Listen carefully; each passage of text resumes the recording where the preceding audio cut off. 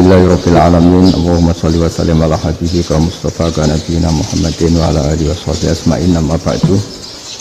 Yang kita hormati Bapak Rektor UMN Dr. Fauzan MPD, Bapak Suparto, Bapak Haris, Bapak Stardi dan Bapak Irwinto, juga Direktur Telkom Bapak Mungkas, teman-teman UMM dan semua yang mendengar yang kami hormati.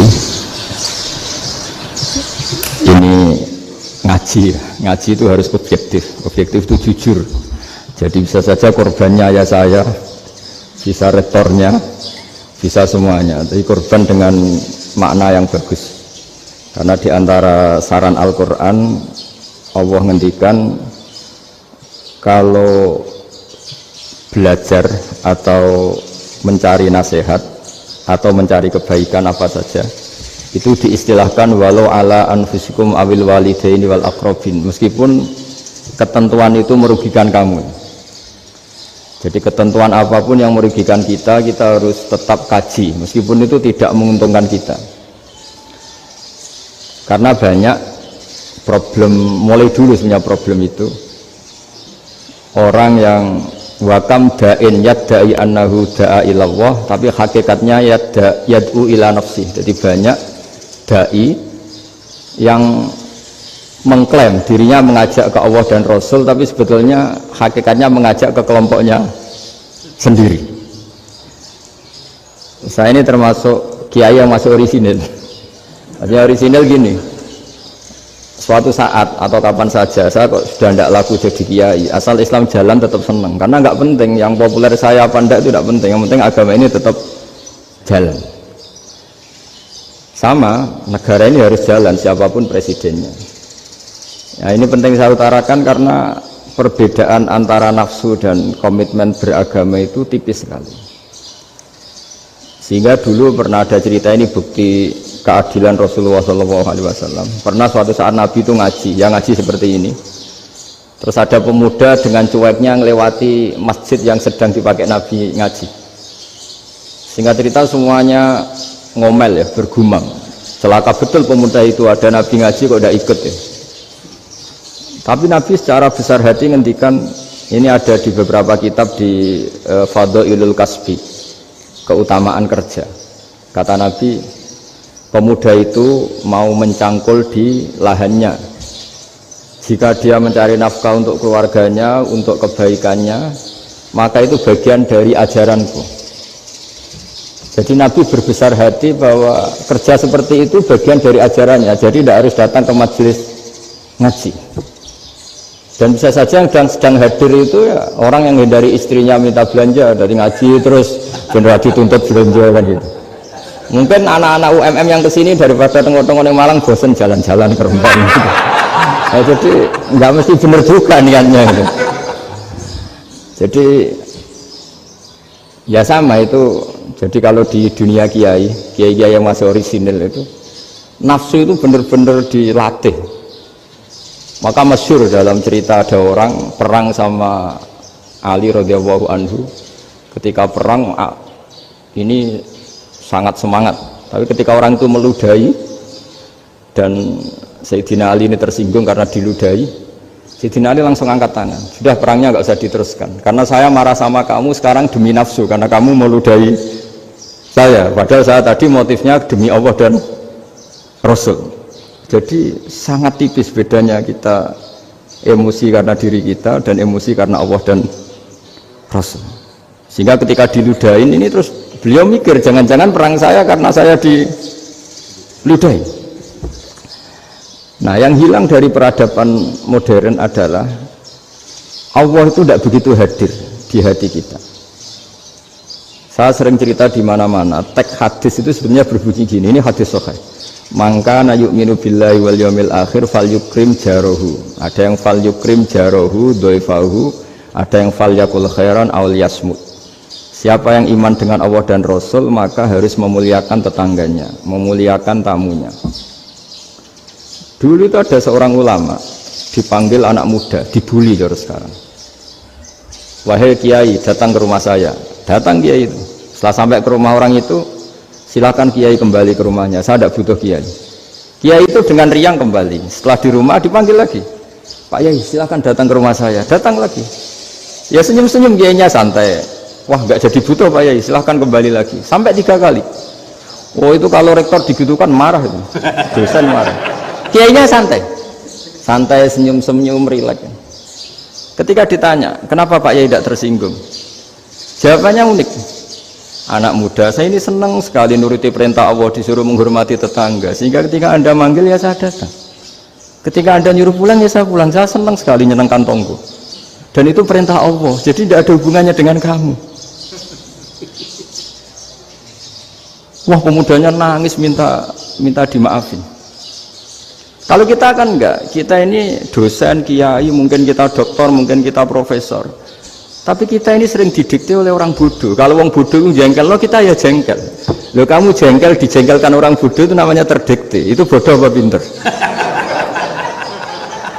Wah itu tidak pinter sama sekali. Kalau betul-betul kamu pinter, hanya bisa didikte oleh Allah Subhanahu wa Ta'ala. Jadi antara hukum Allah apa? Wa ahsin man asa'a ilaika, berbuatlah baik sama orang yang berbuat buruk sama Anda. Itu dikteannya Allah. Kalau dikteannya orang-orang bodoh kayak dimangkel ben mangkel, terus kamu mangkel. Itu bodoh apa pinter?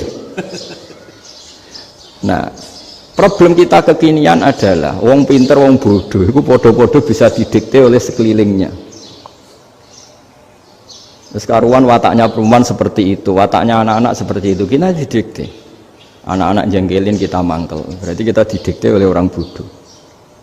Makanya agama itu unik, kadang ngendikan wa ahsin man asa'a ilaika, kadang wasil man qata'aka, sambunglah orang yang memutus kamu. Karena dengan demikian kita hanya didikte oleh Allah Subhanahu wa Ta'ala, bukan didikte oleh hukum sosial. Cara Jawane nak ngapiki tangga sing apik akeh tunggale. Berbuat baik sama yang berbuat baik pada kita itu, mbok orang fasik ya seperti itu, maling ya seperti itu, sama. Tapi kalau berbuat baik sama orang yang berbuat jelek sama kamu itu baru luar biasa. Dan memang teksnya hadis wa ahsin man asa'a ilaika, berbuat baiklah sama orang berbuat buruk sama kamu. Jadi nggak boleh orang didikte.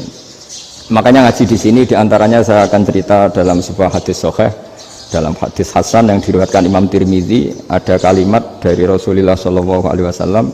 Dawe Nabi, la takunu imma'atan taquluna in ahsanan nasu ahsanna wa in zalamu zalamna walakin watti'u anfusakum in ahsanan nasu an tuhsinu wa in asa'u alla tazlimu.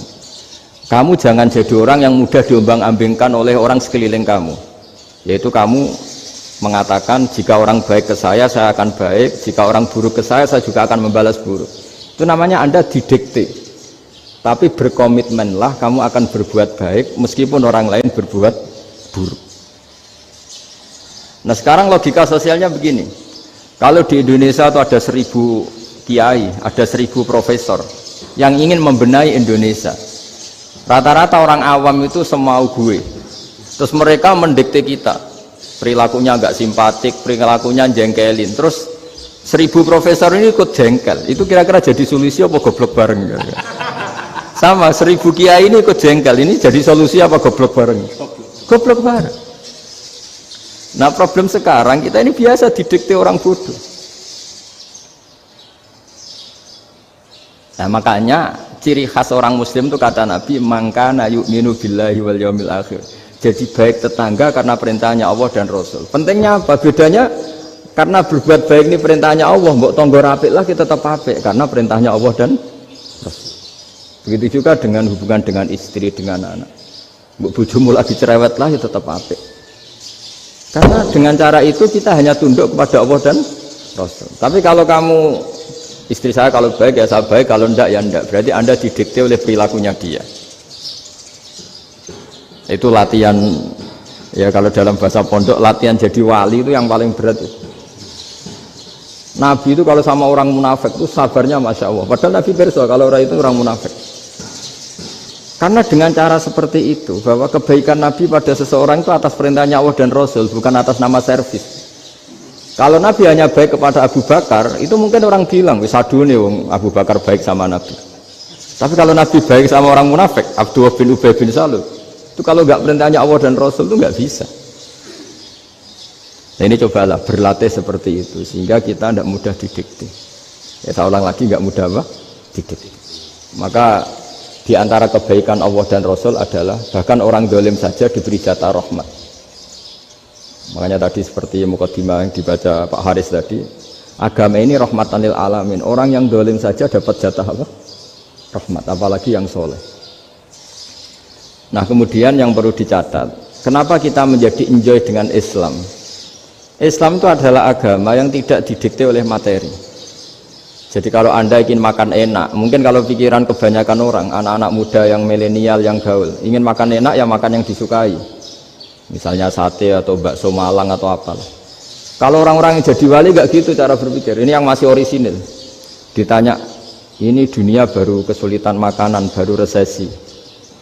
Cara makan enak gimana? Jawabannya lucu. Ya gampang, idamuhu alju. Idam itu lauk. Kalau kamu ingin makan lauknya paling enak apa? Alju. Kamu harus lapar banget. Sampai kalau puasa itu melihat tempe itu wah luar biasa. Tapi kalau kamu nggak puasa, air putih itu nggak menantang. Tapi kalau puasa, tempe air putih itu menarik dan Anda tetap lahap. Apa? Karena lauk terbaik adalah alju, yaitu lapar. Nah tapi kita ini enggak. Kita ini kayak orang bodoh. Kayak orang bodoh tadi, profesornya makan nyaman ya kalau sesuai selera. Nah itu kan sama dengan anak-anak ABG. Anak ABG itu makan lahap ya kalau yang disukai. Lalu bedanya apa ABG sama profesor? Kalau cara berpikir masih sama kan itu. Kiainya juga gitu. Kiai makan enak kalau yang disukai, kalau enggak ada. Lalu bedanya apa kiai sama orang awam? Orang awam juga gitu, makan lahap ya kalau yang disukai. Nah ternyata perilaku kita ini yang pintar sama yang bodoh sama masih. Kalau kamu ingin berkasta lebih baik, itu cara makan enak itu apa? Idamuhu al-ju'. Lauk terbaik adalah karena kita sangat lapar. Makanya masyhur dalam cerita-cerita tarikh sirah nabawiyah. Nabi diberi hadiah, beberapa hadiah. Di antaranya ada yang diterima, ada yang enggak. Termasuk yang dikembalikan itu dokter. Ada seorang raja memberi hadiah Nabi dokter Tobit. Itu sama Nabi dikembalikan karena dokter ini sudah lama kumpul Nabi itu gak pernah sakit. Akhirnya dokter ini putus asa, ini gak perlu diobatin. Ketika ditanya kenapa ya Rasulullah engkau gak pernah sakit, karena kita ini kaum, kita ini komunitas masyarakat yang tidak akan makan kecuali lapar, dan kalau sudah makan berhenti sebelum kenyang. Jadi sederhana sekali pengobatan zaman Nabi. Sebagian besar penyakit itu pasti disebabkan kita ceroboh dalam hal makan. Sudah ngerti kalau durian masalah, kalau makan durian nggak kehitung gitu. Apalagi kalau gratisan itu tambah banyak. Gitu. Pola tidur juga gitu kata Nabi, dan kita tidak tidur kalau tidak sangat ngantuk. Nah itu namanya orang-orang soleh yang sudah tidak didikte materi. Kalau yang didikte materi kan bisa tidur nyenyak kalau kasurnya enak, AC gini-gini. Sebenarnya enggak, tidur enak itu ya kalau sangat ngantuk. Mbok di gudang, mbok di bis, kalau sangat ngantuk ya semuanya ya enak. Sama, mbok lapar, mbok hanya tempe, tapi kalau sangat lapar itu ya enak. Nah ini ilmu yang mulai hilang, ilmu-ilmu yang mulai hilang. Nah, cara ibadah juga gitu. Kita ini kan, saya ini punya bapak kiai, mbah kiai, punya guru yang sangat alim ya seorang kiai Kiai Memun. Itu dulu kita pengkaji ilmu itu tidak pernah tahu bedanya NU dan Muhammadiyah. Karena dulu Mbah Darwis itu Kiai Dahlan itu dulu ngajinya bersama Mbah Hashim ketika di Indonesia yang ngaji Mbah Soleh Darat. Mbah Soleh Darat itu dulu ngajinya sama buyut saya ke-6 namanya Mbah Soleh Asnawi di Kudus. Mbah Soleh Darat itu dulu alim-alimnya orang Jawa ya Mbah Soleh Darat, Soleh bin Umar. Tempatnya di Semarang, tapi beliau itu sebenarnya orang Jepara yang dekat Kudus.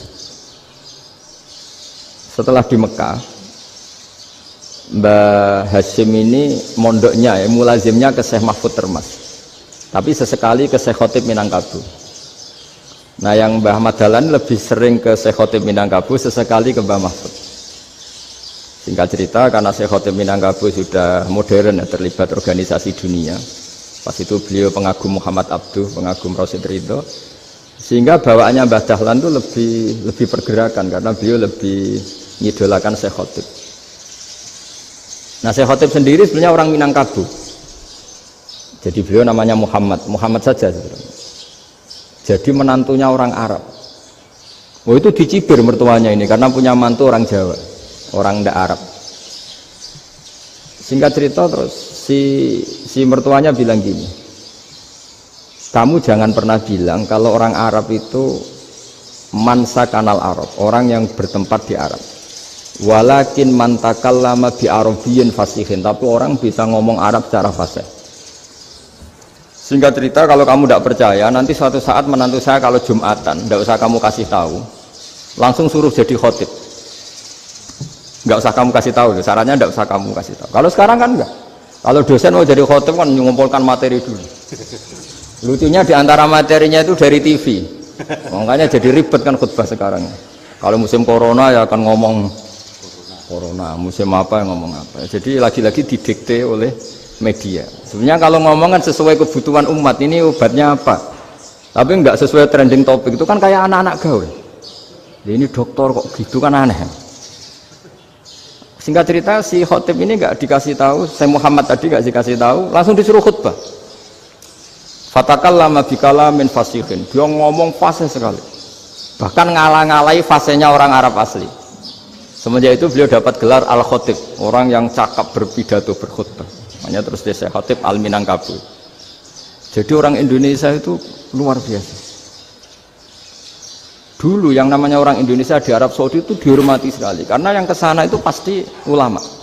Sudah alim di Indonesia kesana, termasuk Mbah Ahmad Dahlan, Mbah Hasyim dulu karena sama-sama muridnya Mbah Soleh Darut. Lama-lama yang kesana itu TKI TKW itu ya mulai agak dibully. Dulu Syekh Nawawi di antara ijtihad yang dihormati itu beliau mengkritik nyuwun sewu orang yang kan orang biasanya normalnya kan muji orang mati syahid, hebat orang mati syahid itu hebat gini. Oke kita sepakat orang mati syahid itu hebat. Tapi kata Imam Nawawi dengan syarat niatnya itu li'ila'i kalimatillah dan itu bawaan takdir. Seorang lagi itu bawaan takdir harus mati di medan perang. Tapi tidak boleh seseorang ini niat perang tapi niatnya supaya syahid. Karena kalau begitu berarti dia berniat supaya menjadi maktulal kafir, orang yang dibunuh orang kafir. Kedua, dengan dia mati berarti pasukan Islam berkurang. Berarti dia ingin pasukan berkurang, hanya ambisinya dia ingin langsung ke surga. Misalnya pasukan orang Islam itu 10, orang kafir 10. Kalau kamu ingin syahid berarti mati 1 kan, tinggal 9 kan. Nah kalau yang seperti itu 10 kan mati semua. Gara-gara ingin syahid akhirnya perangi rapati tenanan, benang mati, benang mlebu swarga. Kata Syekh Nawawi, ya enggak. Kalau kamu perang sama orang kafir ya niat menang. Dengan niat menang ini kamu ingin li'ila'i kalimatillah. Tapi kalau kamu ingin syahid berarti kamu menuruti keinginan nafsu kamu yang cepat masuk surga. Itu orang Arab kagumnya bukan main. Karena di mana-mana orang itu dinilai dari niatnya. Paham ini ya? Tapi perang loh ya, dalam kondisi perang, bukan teroris. Perang itu artinya orang kafir yang ingin bunuh kita, itu perang namanya apa? Perang. Dulu orang cerita syahid itu hanya pokoknya syahid itu hebat, pokoknya syahid itu hebat. Syahid di medan perang itu hebat, pokoknya syahid di medan perang hebat. Tapi ketika Syekh Nawawi memberi penjelasan ilmiah, jika kamu perang ingin cepat mati, ingin cepat syahid, artinya ini untuk pemenuhan diri kamu, karena kamu bayangkan langsung masuk surga. Kamu lupa bahwa dengan kamu dibunuh, kekuatan Islam berkurang. Akhirnya beliau memberi penjelasan, syahid itu bagus, itu sebagai takdir. Hanya takdir itu kita perang yang ingin menang, tapi takdirnya mati. Jangan dibalik, oleh perang rapati tenanan, benang mati, namun lebu. Itu yang pertama, termasuk ulama yang pertama memberi penjelasan itu Syekh Nawawi. Akhirnya melahirkan kekaguman yang luar biasa dengan tafsir Munirnya itu. Terus beliau itu orang yang rileks kalau menjelaskan ilmu. Ini ya juga guru-gurunya Mbah Hasyim, Mbah Guru sama Mbah Hasyim sama Mbah Ahmad Dahlan Syekh Nawawi itu. Jadi dulu yang alim di Arab itu ada Syekh Nawawi, ada Syekh Khotib Minangkabau, ada Syekh Bakir Jogja, ada Syekh Mahfud Termas. Itu orang Indonesia banyak sekali yang alim. Bahkan diantaranya yang dikagumi Al-Azhar itu juga orang Indonesia, nama Syekh Abdul Manan itu, mbahnya Syekh Mahfud Termas itu. Itu pertama ada duta besar Indonesia di Mesir, itu termasuk barokahnya Mbak Abdul Manan tadi, itu juga orang Indonesia. Jadi pemahaman ulama Indonesia itu khas, termasuk ketika memaknai apa? Syahid.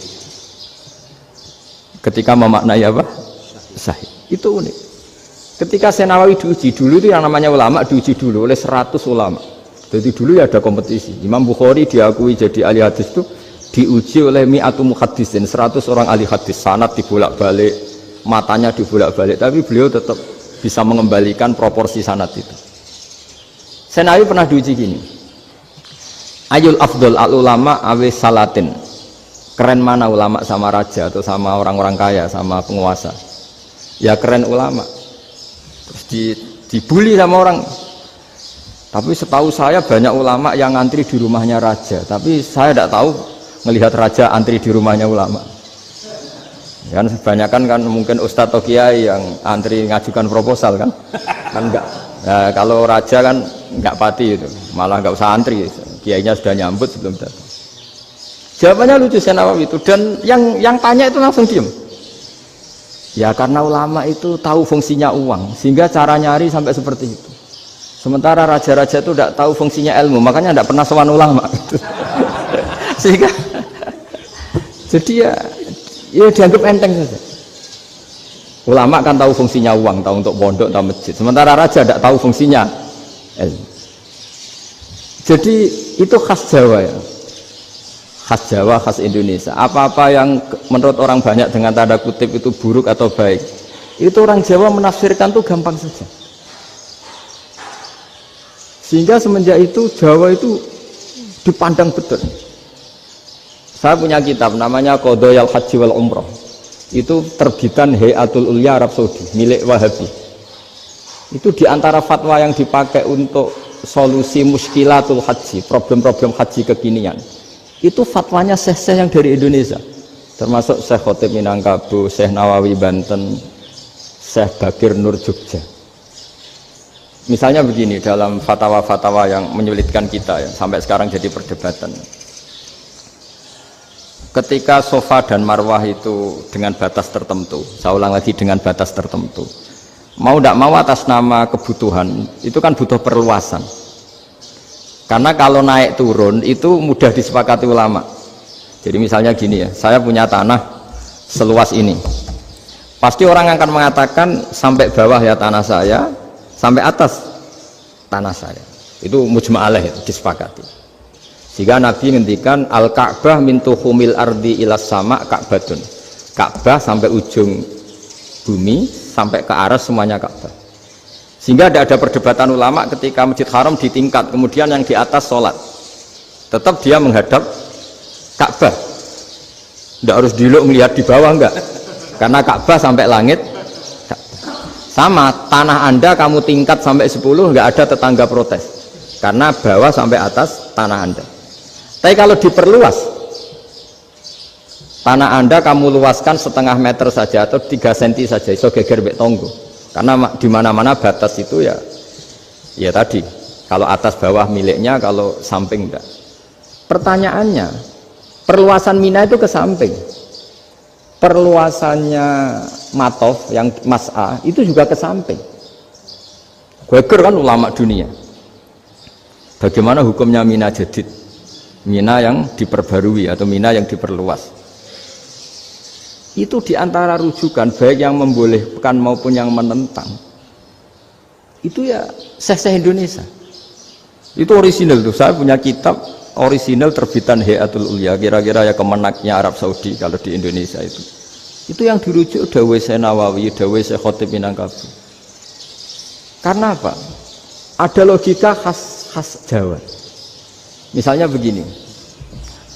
Meskipun saya tidak perlu fatwa Mina Jadid sah apa enggak, memang jadi perkhilafan ulama. Misalnya kampung ini dinamai Mina. Pertanyaannya gini, tanah yang di samping ini bisa milik Anda apa enggak? Ya bisa Gus kalau dibeli atau dihibahkan. Berarti tanah di samping Anda menjadi milik Anda karena ada proses pengambil alian lewat beli maupun hibah. Nah masalahnya ini negara itu berhak menganeksasi atau memasukkan ini sebagai Mina. Itu ulama Jawa kalau ditanya, alasannya apa? Fa innal muttasila bis-sa' hukmu dzalika sa'. Karena yang gantet, yang mutasil itu bisa dihukumi seperti sesuatu itu. Jadi kalau ini mina, ya yang gantet mina ini ya bisa dikatakan mina. Beda dengan membuat mina Malang mina, wah itu tidak bisa, tidak mutasil kan. Itu enteng sekali ulama Jawa. Satu ya tentu karena kebutuhan, tapi asal masih al-muttasilu bihi, yang masih tanah yang masih mutasil dengan. Nah, ketika perluasan mas'ah antara sofa dan marwah kan misalnya ini batas luasnya sofa, ini batas luasnya marwah. Lalu atas nama kebutuhan, sofa marwah itu sampai sini. Sampai agak meluas ke sini. Itu geger Arab Saudi. Wah, ini gimana? Padahal tawaf itu harus antara gunung sofa dan gunung marwah. Sa'i itu ya. Tapi kalau istilah Quran memang tawaf sama-sama. Makanya apa? Inna sofa al-marwata min sa'airillah faman hajjal baita wa i'tamara fala junaha alaihi ayyat tawafa. Nah, jadi kalau istilah sa'i di Quran itu masih tawaf. Karena harus ada, kalau bisa lah, bukan harus. Kalau bisa memang harus ada unsur muternya.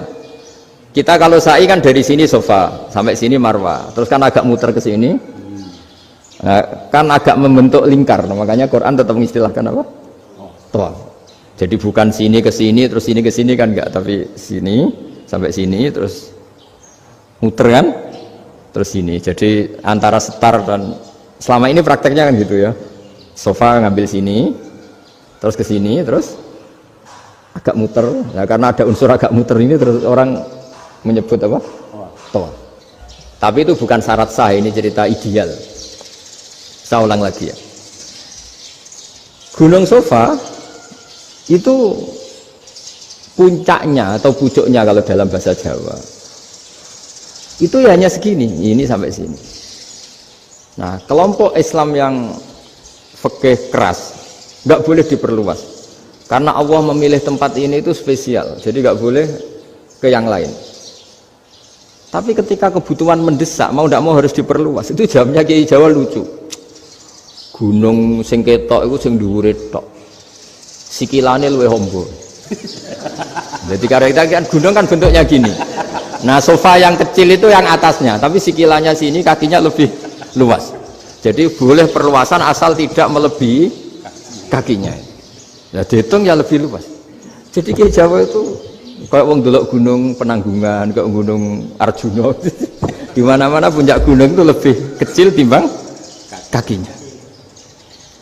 Artinya diperluas ini bukan berarti tidak di sofa dan tidak di, itu khas Kiai Jawa. Jadi jangan kira orang Jawa itu tidak hebat sekali. Termasuk perkembangan hotel di Arab Saudi. Itu dulu sebelum ada hotel, buyut saya kelima atau keenam dulu haji, namanya Badur Rahman. Itu kalau mau ingin apa ya, menghindari terik matahari itu masuk gua. Itu masuk gua itu hanya separuh badan, kakinya di luar. Jadi jangan bayangkan kalau gua di Indonesia kayak gua Akbar di Tuban orang bisa masuk jalan-jalan, enggak. Gua di Arab itu kayak cepitan batu, tidak sampai masuk. Sehingga kepalanya dimasukkan, kakinya masih kena matahari. Saking panasnya Arab Saudi. Sehingga dalam bayangan hijrah ketika Nabi bersembunyi di gua apa? Sur, itu kata Abu Bakar, kalau orang kafir melihat kakinya pasti melihat kita karena nggak bisa masuk penuh. Jadi orang itu mau dempes tok. Sehingga ya kira-kira luasnya gua ya paling segini. Makanya guyonannya kiai-kiai itu untung nggak kayak gua Indonesia. Kalau kayak gua Indonesia laba-labanya capek karena luas sekali. Jadi jangan bayangkan gua Arab tuh kayak gua Indonesia. Makanya bayangannya, andai kan orang itu melihat ke bawah pasti melihat kita karena orangnya tidak bisa masuk penuh, nggak bisa masuk 100%. Ya kayak cepitan batu lah mirip. Itu kan mirip Gunung Uhud. Gunung Uhud kata Rasulullah, nanti kalau kamu perang itu di atas, menang atau kalah di atas. Musuh biar di bawah. Dengan di atas kamu bisa manah. Jangan bayangkan kayak Gunung Merapi, kayak Gunung Penanggungan. Lah kalau Gunung Penanggungan mana ke bawah yang leyang kan? Jadi gunung di Arab itu kayak bukit. Ya sampean pernah kan ke Uhud itu ya sama ini aja tinggi ini kan? Nah ini yang ada, mulai ada mis, makanya nerjemah itu susah di Indonesia. Karena jabal itu udah harus tinggi. Kalau tinggi nggak bisa manah dari atas ke bawah kan nggak ngefek kan.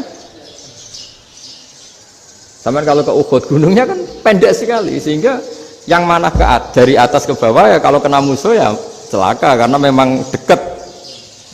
Ya kalau gunung Indonesia manah dari atas ke bawah yang ngelayang nggak ngefek. Nah itu susahnya nerjemah bahasa Arab ke kita. Jadi apa ya?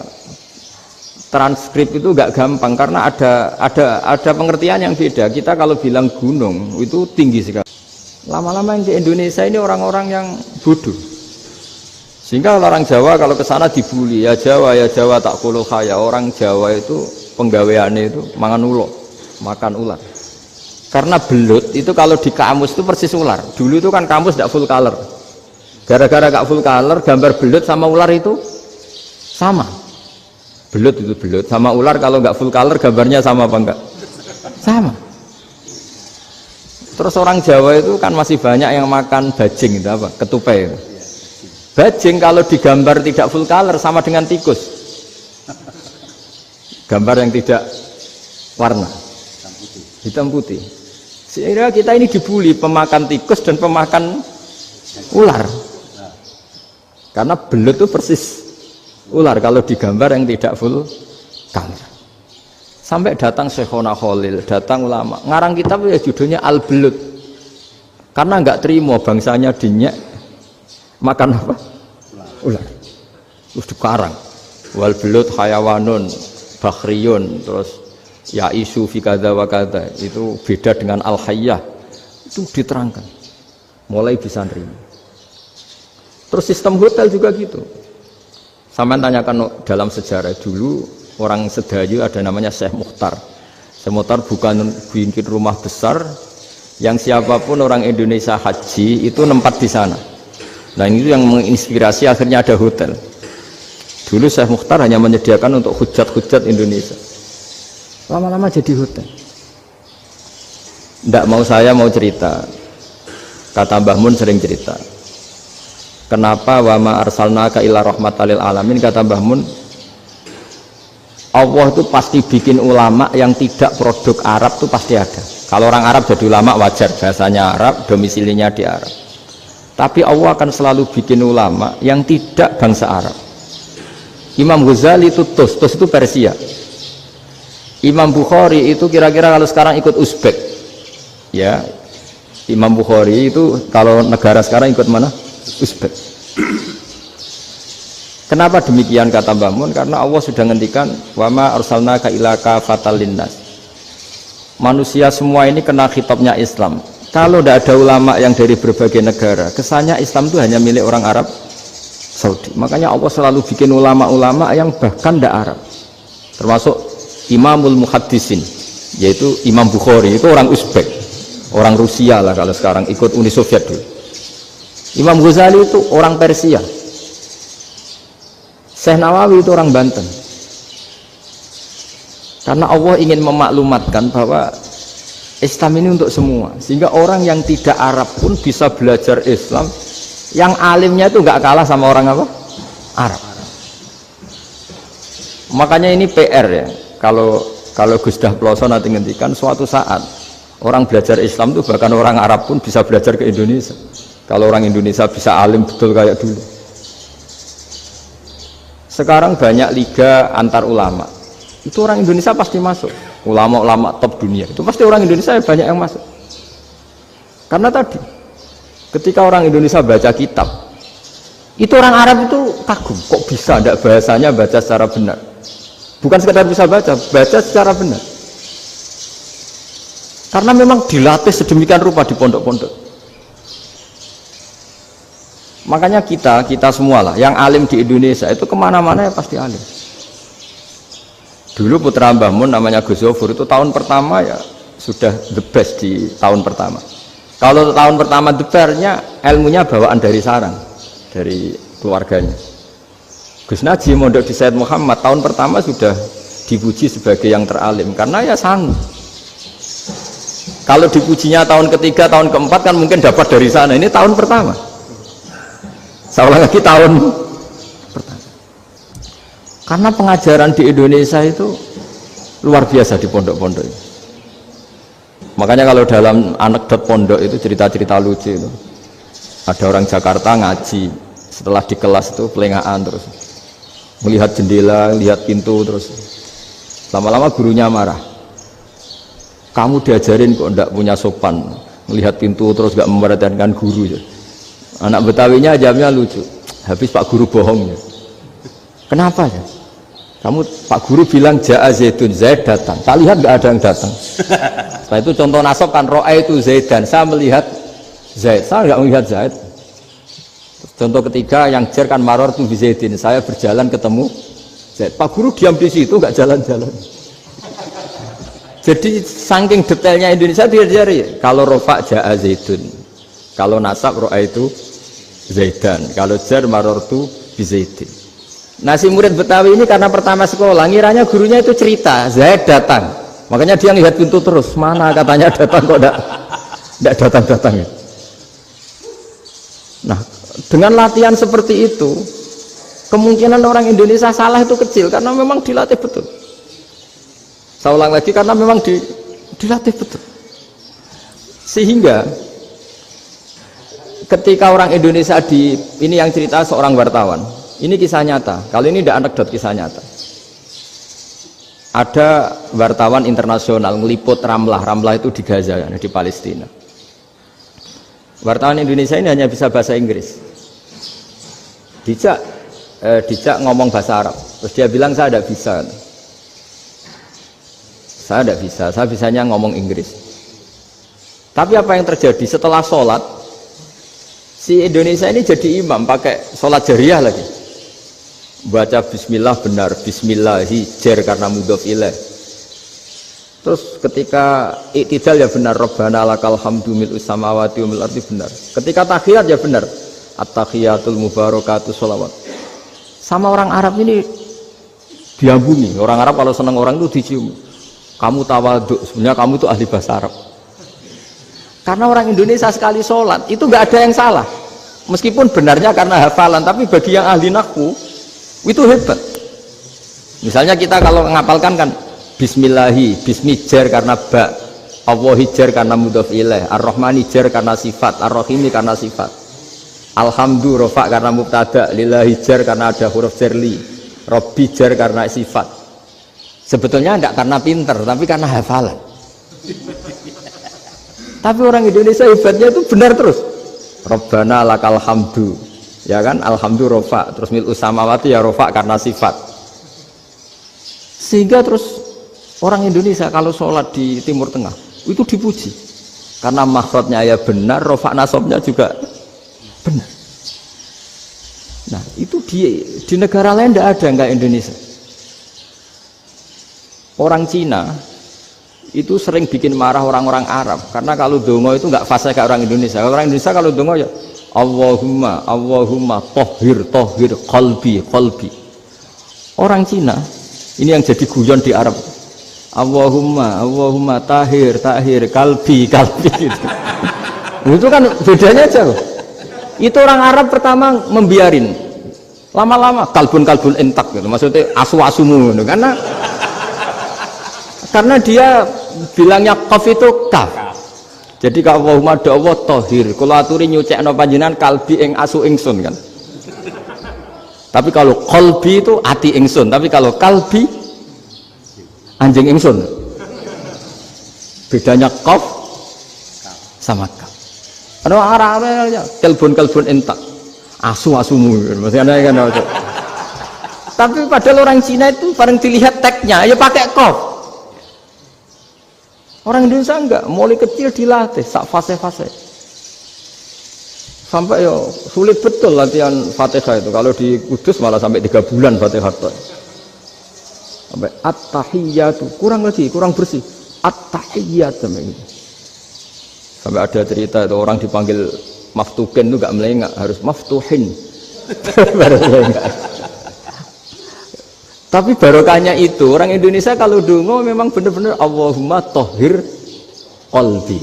Ya Allah sucikan hati kami, bukan tahir kalbi. Karena sekali jadi kaf itu maknanya anjing saya, ya Allah sucikan anjing. Jadi ini orang Indonesia. Jadi kata Mbah Mun, dawe Mbah Mun, illa kafatal linnas, bahwa agama ini milik semuanya. Itu diantara bukti Allah menghendaki atau mendesain Islam seperti ini, orang yang belajar di Indonesia itu pengetahuannya Islam, pengetahuannya tentang Islam itu tidak kalah sama yang belajar di Al-Azhar, sama yang belajar di Arab Saudi. Makanya ini PR-nya UMM, PR-nya IAIN, PR-nya UIN. Bisa enggak sealim mereka dalam bahasa Arab? Nah, bahasa Arabnya mau man anta, ana zaidun. Jangan sampai, karena kita di sana ini kadang dibully. Orang Arab tuh kalau bully kita, sampai tak kasih cerita. Itu ngawurnya Masya Allah. Kata dia, ada anak orang Indonesia haji. Si anaknya orang Indonesia yang dijotos sama anaknya orang Arab. Dijotos, dipukul. Singkat cerita terus si orang Indonesia nggak terima, anaknya yang orang Arab dipukul. Yang balas bapaknya. Orang Arab tanya, lima ada dorong tak ibni, kenapa kamu mukul anak saya? Itu orang Indonesia baca, wah aku tidak. Jadi hanya bilang gitu. Artinya anak saya dihada maka tak ada. Arabnya gitu. Anak saya dipukul maka saya balas mukul. Itu orang Arab mantuk-mantuk, oh gitu. Paham? Suatu saat ada orang Indonesia itu sama orang Arab itu dilus-lus itu ya digini-giniin. Karena dia latihan bahasa Indonesia, latihan bahasa Arabnya itu masih mufrodat. Jadi kalau mengartikan yadun itu tangan, saro itu jalan. Jadi kalau jalan ya saro-saro. Roksun itu kepala. Ana itu ingsun. Jadi karena dia nggak ngerti penggunaannya. Itu bahasa Arabnya itu yadun anta. Jadi bukan yaduka tapi yadun anta. Berarti tangan kamu. Saro-saro itu jalan-jalan. Ala roksi ana yang atasnya sirah ingsun. Jadi mestinya yang benar kan yaduka saro ala roksi itu. Tapi enggak dipotong-potong. Yadun tangan kan, anta kamu. Berarti tangan kamu. Saro-saro jalan-jalan. Roksun itu sirah, anak ingsun. Jadi di atas kepala saya. Orang Arab tertawa-tawa. Tapi paham? Maksudnya seperti itu. Jadi kita ini dibully di Arab itu Masya Allah. Jadi akhirnya lahirlah ulama-ulama tadi yang saya sebut tadi. Bahkan pernah lama sekali ulama Indonesia itu jadi master di Arab Saudi, yaitu Senawi Banten. Itu kalau orang sana bilang itu Sayyidu Ulama Il-Hijaz, top-topnya ulama Mekah Madinah. Padahal beliau orang Indonesia dan dimakamkan di Ma'la itu dekat makamnya Sayyidah Khadijah karena sangat dihormati. Nah, di antara sebab dihormati adalah ketika orang memahami syahid, maknanya pokoknya maktulal kafir. Syahid itu adalah orang yang kalau perang itu mati di medan perang. Itu Imam Nawawi merinci secara detail. Kalau dia perang supaya tujuannya mati syahid cepat ke surga, berarti dia nuruti hadzun nafsi, ingin cepat ke surga. Tapi dia lupa bahwa dia dengan terbunuh pasukan Islam berkurang kekuatan. Maka syarat perang yang benar adalah ya ingin menang. Di mana-mana perang ya lillahi kalimatillah, supaya kalimat Allah itu menang, jangan ingin kalah. Soal dia mati takdir, tapi jangan ingin mati. Wah, itu terus dikagumi. Ternyata memang, oh iya ya, kalau pasukan Islam 10, kafir 10, kita ingin syahid, berarti ya kalau orang ingin syahid kan terus mungkin perangnya ada hati-hati, main ngawur saja terus kalah mati. Sudah apa kalon satu kan, terkurangi satu kan. Nah kalau semuanya 10 punya niat gitu, nah itu Senawawi. Senawawi itu orang yang begitu gampang nerangkan Quran. Bahkan ketika orang Arab kesulitan ngartikan famathaluhu kamathalil kalbi intahmil alaihi yalhas atau tatrubuna yalhas. Orang tomak itu ibarat kayak anjing. Anjing itu kamu kasih makan ya tetap melet, menjulur-julurkan lidahnya, kamu ndak ya ndak. Imam Nawawi ditanya, ma wajusibbi, lalu wajah tasbihnya di mana? Beliau menjawab fitoma. Jadi anjing punya dua sifat yang berlawanan. Di bab ilmu dipuji, nggak ada hewan yang mudah menerima ilmu kayak apa? Anjing. Sehingga Quran mengistilahkan wa ma 'allamtum minal jawarihi mukallibin. Hewan yang mudah diajari itu oleh Quran dibahasakan sudah menganjing. Karena anjing adalah hewan yang paling mudah apa? Diajarin. Itu diakui oleh Quran. Wa ma 'allamtum minal jawarihi mukallibin. Tapi dia punya sifat yang sangat buruk sekali, yaitu enggak pernah puas. Makanya ketika Bal'am bin Ba'ura, ada tokoh yang kedonyan ya. Itu kalau diistilahkan Quran walakinnahu akhlada ilal ardi wattaba'a hawa. Famathaluhu kamathalil kalbi in tahmil 'alaihi yalhas aw tatrukhu yalhas. Jadi anjing punya dua sifat yang berlawanan. Di bab ilmu dipuji karena paling mudah diajarin. Itu saya pernah ke Malaysia, diceritain sama polisi Malaysia. Anjing itu saking cerdasnya itu bisa deteksi CD palsu sama CD bajakan, asli sama bajakan. Itu kan gak kebayang. Kalau narkoba mungkin masih ada bau khusus ya. Atau mesiu atau bom masih ada bau khusus. Ini enggak. Anjing itu dilatih ngecek CD yang asli sama yang palsu. Wah itu kebablas itu pinternya itu. Itu harganya itu 1 miliar lebih, paling mahal. Jadi mungkin bisa deteksi ini dosen betul apa abal-abal itu bisa. Itu kiai betul apa kiai pesanan itu mungkin bisa. Itu saya punya kitab namanya Al-Hayawanul Kubro. Itu cerita prestasi-prestasi hewan. Itu yang berkuras-kuras sampai berjilid-jilid. Itu ya cerita anjing. Tidak ada hewan sebaik anjing. Di bab itu ya, di bab sampai ya tadi ada anjing yang sangat loyal sama majikannya. Loyalnya Masya Allah, sopannya Masya Allah. Anjing itu mbok lama berbakti sama sampean, nggak mau tidur di ruang tidurnya sampean, dia tetap tidur di luar. Corong Jawa nggak ngelama. Suatu saat si raja ini minum, wisata minum. Pas mau minum diterjang sama anjingnya sampai tumpah. Kecewanya raja ini itu karena selama ini anjingnya sopan sekali. Sekedar ganggu di ruangannya nggak pernah, malah ini mau minum minuman yang disukai diterjang anjingnya tumpah. Marah kan anjingnya di mana? Ternyata apa? Minuman itu anjing ini tahu kalau minuman itu beracun, diracuni oleh musuhnya. Itu saking hebatnya anjing sampai ketika ngawal rajanya itu tidak sekedar ada penjahat atau maling, bahkan trik-trik kayak minumannya diracun oleh orang lain itu anjingnya tahu, sehingga pas mau diminum diterjang sampai terus supaya nggak keminum. Makanya Quran istilahkan anjing itu apa? Wa ma 'allamtum minal jawarihi mukallibin, hewan piaraan yang kamu ajarin nanti sampai sepinter anjing.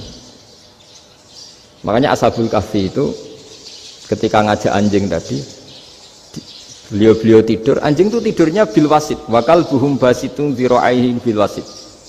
Jadi dia tidur dalam posisi siaga. Loh coba, anjing itu nggak pernah sekolah, karena dia posisi menjaga, tidurnya itu kayak siaga gini, bukan ngorok semadep ke atas terlentang, itu enggak. Andai kan dia tidur terlentang itu kan yang mau mengganggu kan, wah sunai turu, itu enggak, dia tidur posisi siaga. Makanya disebut lawit tolak ta'alaihim lawalaita minhum firaron. Kalau kamu melihat anjing itu pasti lari karena dia posisi siap merekam. Jadi tidur tapi posisi siap merekam. Jadi matanya tetap terbelalak kayak siaga. Padahal itu enggak diperintah, ya dia memang punya nalar untuk itu. Ini disebut wa ma 'allamtum minal jawarihi mukallibin. Dan dalam teori modern juga gitu. Tapi dalam hukum Islam yang dianut mazhab Syafi'i itu anjing tetap najis. Ya sudah najis ya najis, tapi ada mazhab lain yang mengatakan tidak najis. Tapi tidak usah ngurmat anjing, geger nanti kalau rektor kampus punya anjing. Tapi ilmu itu bagus untuk kelangenan kadang. Andai kan tidak ada mazhab Malik, maka kita kesulitan menceritakan Ashabul Kahfi yang hewan piaraannya itu anjing. Tapi misalnya anjing disucikan, kita juga nanti susah menjelaskan hadis Nabi malaikat itu tidak masuk rumah yang di situ ada apa? Anjing. Maka ilmu itu, makanya kata Imam Sa'roni, sebagian ilmu itu memang kelangenan, tapi nggak boleh jadi praktek. Tapi harus ada. Misalnya begini, contoh paling gampang. Api dalam mazhab Syafi'i kan alat pensuci hanya dua, air dan tanah. Ya saya ulang lagi, air dan tanah, yaitu tanah untuk mensucikan najis anjing. Imam Abu Hanifah menambahkan api. Mazhab Syafi'i itu agak kesulitan ketika ada batu bata dibikin dari tanah-tanah yang bercampur kotoran. Madzhab Syafi'i akan kesulitan karena di situ ada najis yang jadi materinya bata. Hukumnya gimana kalau nanti dipakai masjid? Tapi barokahnya ada beberapa mazhab. Abu Hanifah mengatakan dan api. Jadi apa tadi air, tanah, api. Alasannya masuk akal. Ketika usatul mukminin, orang-orang mukmin yang ahli maksiat itu sebelum masuk surga, kalau dia dosanya banyak itu dibakar dulu supaya suci. Emas itu untuk memisahkan dengan materi lain juga harus dibakar. Berarti api termasuk alat. Artinya gini, batu bata yang materinya dari tadi najis sekalipun ini menjadi suci karena mengalami pembakaran. Tapi kata Imam Sa'roni, ilmu ini hanya sebagai ilmu. Jangan sampai kalau kamu mau wudhu gak ada air terus membakar diri lah, ini ribet kan. Jadi ilmu itu sebagian memang untuk kelangenan. Karena kita butuh. Andai kan tidak ada mazhab Abu Hanifah, maka kita akan kesulitan pakai bata. Kita tahu cara bikinnya kadang di tempat yang kotor, di tempat yang najis. Tapi karena ini ngalami dibakar, maka hukumnya suci menurut mazhab Abu Hanifah. Dan itu sering ulama itu sampai apa? Saya punya kitab fikih namanya Fardul Masail. Pengandaian ada masalah. Jadi masalah itu belum terjadi tapi diandaikan. Misalnya kayak di Texas. Bumi itu bulat-bulat. Texas itu kalau dibor itu pas Ka'bah. Lalu kiblatnya di mana?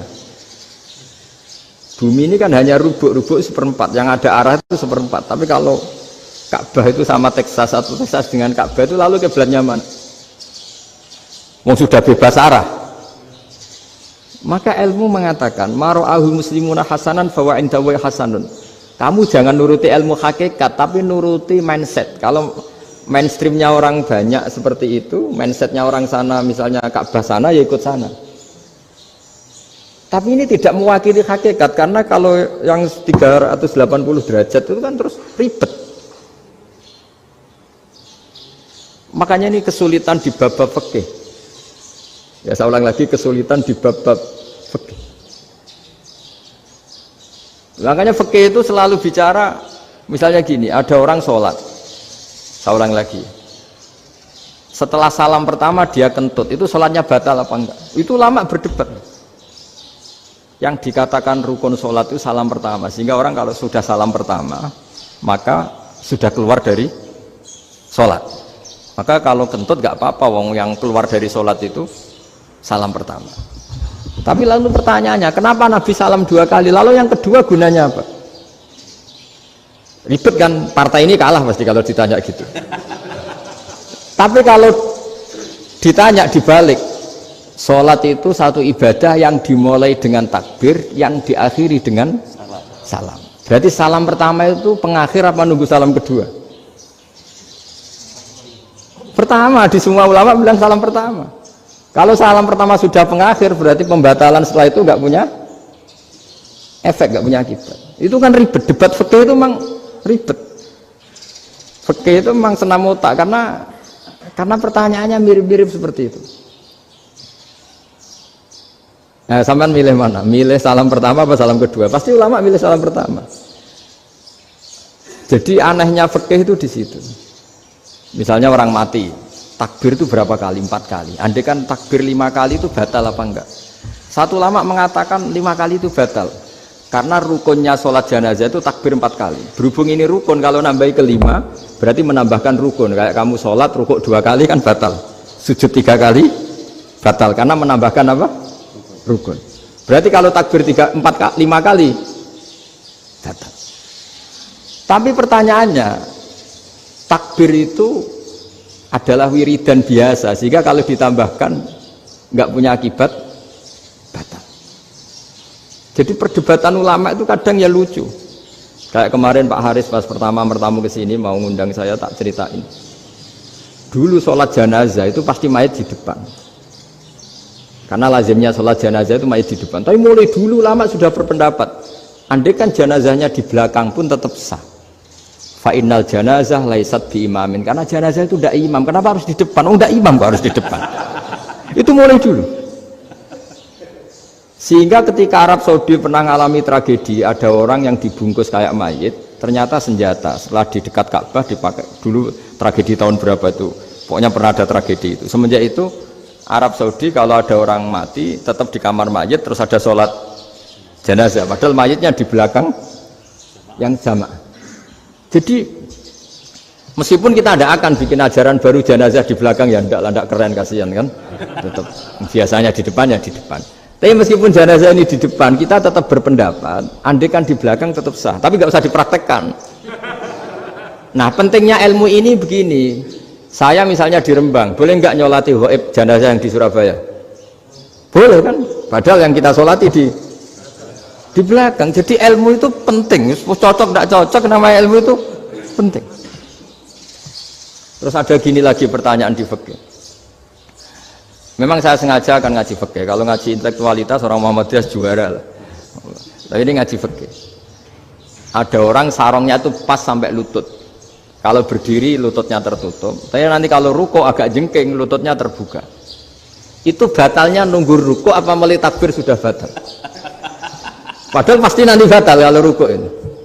Itu ada ulama yang mengatakan, ya batalnya nunggu ruko. Bagaimanapun terjadinya pembatalan waktu ruko. Ada ulama mengatakan yang enggak mulai awal sudah tidak sah itu, karena pasti ngalami batal. Nah, pertanyaan-pertanyaan seperti itu penting karena lalu Allah menilai apa? Ya nilai niatnya. Misalnya gini, kalau contoh itu mungkin Anda tidak tertarik, tapi contoh begini. Kita mau operasi jam 10 siang. Kita tahu kalau nanti 10 siang akan divonis medis harus makan karena mau berobat. Malamnya itu kalau kamu orang soleh, bayangkan kamu orang soleh. Kalau tidak orang soleh kan tidak punya komitmen. Kamu milih niat puasa, apa enggak jam 10 mesti mokak menisan raposo. Kamu orang soleh. Kalau kamu orang soleh pasti milih puasa, karena ini Ramadan. Meskipun nanti jam 10 pasti disuruh batal sama dokter. Setidaknya kita berpikir gini, nak mati jam itu paling enggak ditulis saya sebagai orang yang puasa. Jadi perasaannya orang soleh itu beda. Kalau orang kok sampean barang menisan raposo kok ya mesti. Sampean tidak pernah berpikir bahwa puasa mulai fajar sampai jam 10 itu luar biasa. Bisa saja kita mati jam 7, bisa saja mati jam 6. Kan ditulis Allah sebagai orang yang berkomitmen terhadap puasa. Terus ada kemungkinan kecil, adalah jam 10 itu dokternya sakit atau nggak jadi ke sana. Berarti kamu kan nggak jadi boga. Kan ya mungkin juga. Sama yang tadi, delalah sebelum ruko ono wong sing nyarongi sampean, sehingga sholatnya normal. Kamu tidak menemukan pakaian yang pas, jebule pas setelah ruko, mau ruko, ono wong wah sholatnya kira bener disarongi. Itu agama. Jadi agama itu dimulai dari mana coba? Dimulai dari niat, dari komitmen. Nah sekarang kelirunya kenapa ada garis keras? Agama itu dimulai dari keinginan ideal. Itu yang mulai itu ada orang-orang garis keras. Agama ini enggak, agama ini dimulai dari niat. Sampai ada kaidah agama la yudraku kullu la yudraku kullu. Kalau tidak bisa ideal jangan ditinggalkan sama sekali. Tapi orang enggak, sekarang bayangkan Islam itu ideal. Pemimpinnya ya soleh, masyarakatnya soleh, enggak ada maksiat, enggak ada apa. Dan apa ilmu? Kalau secara ilmu mulai dulu ya ada orang dolim, ada orang soleh. Nabi kurang baiknya. Di angkatan itu ya ada orang munafik. Sehingga ulama itu sudah berpendapat ideal itu piye, zaman Nabi saja ada orang apa? Munafik. Itu ilmu. Kalau nuruti kelangenan inginnya dunia ya steril, gak ada maksiat, gak ada apa. Dan agama itu diciptakan Allah itu memang unik. Calon Nabi misalnya, Nabi Musa itu sing rumat Fir'aun. Ketika Nabi Muhammad lahir sing ribet manitia ini Abu Lahab. Orang dosen UMM. Coba. Karena Allah ingin memaklumatkan ke kita bahwa agama ini akan hidup di kondisi apapun. Asia, istrinya Fir'aun itu termasuk mukminah yang dipuji Quran. Padahal dia bukan istrinya pengurus NU atau pengurus Muhammadiyah, istrinya Fir'aun. Tapi itu pelajaran bagi kita bahwa orang-orang baik itu tidak harus di lingkungan yang baik. Masjid paling makmur itu kadang di dunia mungkin ya jangan bakas Mekah Medina itu karuan. Mungkin di antara masjid yang makmur justru yang di Kanada, di Amerika mungkin. Karena merasa minoritas tuh perpustakaannya ada, kajiannya ada. Tapi banyak masjid di daerah pesantren yang malah sepi. Karena kiainya tahu jamaah di masjid itu wajib. Lalu itu ada daerah pesantren, saya ulang lagi ada daerah pesantren. Didikon pengajian, monggo nekani pengajian, maca selawat ning omahe ganjaran padha wae. Ribet kan? Mau dibantah itu benar, mau dibiarin merusak tatanan. Jadi saya mohon sekali ya, jadi ilmu itu diperbandingkan supaya perbedaan-perbedaan itu biasa. Dulu Imam Malik itu punya murid namanya Imam Syafi'i. Itu dalam banyak hal. Itu perbedaannya tajam sekali. Ya saya ulang lagi, dalam banyak hal itu perbedaannya tajam sekali. Misalnya begini. Ini terakhir percontohan saya fikih, nanti dikaji sendiri. Ada seorang A'rabi, Ja'a A'rabiyun. Ini di hadis sahih diulang-ulang di semua Al-Kutubus Sittah ada peristiwa ini. Ja'a A'rabiyun ila Rasulillah sallallahu alaihi wasallam faqala ya Rasulullah ahlaktu. Qala wa ma ahlakaka? Qala wa qatu imraati fi nahari Ramadan. Ya Rasulullah, saya ini orang yang rusak. Kenapa? Saya ini hubungan intim sama istri saya ketika masih siang Ramadan. Singkat cerita orang ini dihukum berat sama Nabi. Hukumannya adalah karena dia membatalkan puasa ketika dengan hubungan intim. Sama Nabi dihukum, kamu harus merdekakan budak. Wah, tidak mampu ya Rasulullah, saya tidak punya budak. Jadi ini bukti bahwa agama ini sangat sosial sehingga sebagian kafaroh harus memerdekakan budak. Kamu kalau gitu puasa 2 bulan. Yang baru puasa 2 hari aja kecelakaan malah disuruh puasa 2 bulan. Ya sudah kamu ngasih makan 60 orang miskin. Saya ini orang paling miskin. Kok jadi sudah miskin agak hiper lah orang itu. Poso-poso kok gitu. Itu kata ulama, kalau orang Jawa gak mungkin makanannya tempe mendoan, gak mungkin itu. Di Jawa itu nggak mungkin lah ada orang batal puasa karena hubungan intim. Ada istrinya nggak cantik, cerewet, sang lanang mangane mendoan, itu tidak mungkin, kecelakaan itu tidak mungkin. Tidak mungkin itu. Tapi kalau Arab mungkin karena makanannya daging. Singkat cerita, terus pertanyaannya gini, kalau batal biasa itu kan bayarnya puasa 1 hari. Kalau batal, tapi kalau batal pakai hubungan intim, pakai jima kalau dalam bahasa fikih itu kafarohnya berat, yaitu merdekakan budak atau puasa 2 bulan berturut-turut. Pertanyaannya gini, jima istri itu boleh loh tidak zina. Saya ulangi, jima istri itu boleh loh tidak zina. Itu kan hukumannya berat. Nah terus Imam Malik berpikir kalau gitu tidak harus jima dong. Poso-poso ora ana uzur, ora ana apa terus nyate. Esuk mangan bakso tanpa ada alasan syar'i. Hukumnya harus sama dong, karena jima hukumnya boleh, berarti semua iftar, semua pembatalan puasa yang tidak ada udzur syara' maka hukumnya sama, yaitu sanksinya sama. Masuk akal enggak? Masuk akal dalam mazhab Imam Malik. Dalam mazhab Syafi'i enggak. Mulai dulu jima itu beda. Kayak mertamu nih gone wong, mangan iku oleh, tapi nak nggo bojomu nggo jima niku wis nemen ngawure lah. Tetep beda. Dari Imam Syafi'i pokoknya beda, jima sama makan itu beda. Lah ya terus setelah itu terus ada pertanyaan, bagaimana kalau makan dulu baru jima? Ribet kan? Makanya itu sampai dibabkan Kitabul Khilafil Fiqhi, bab merekayasa fikih.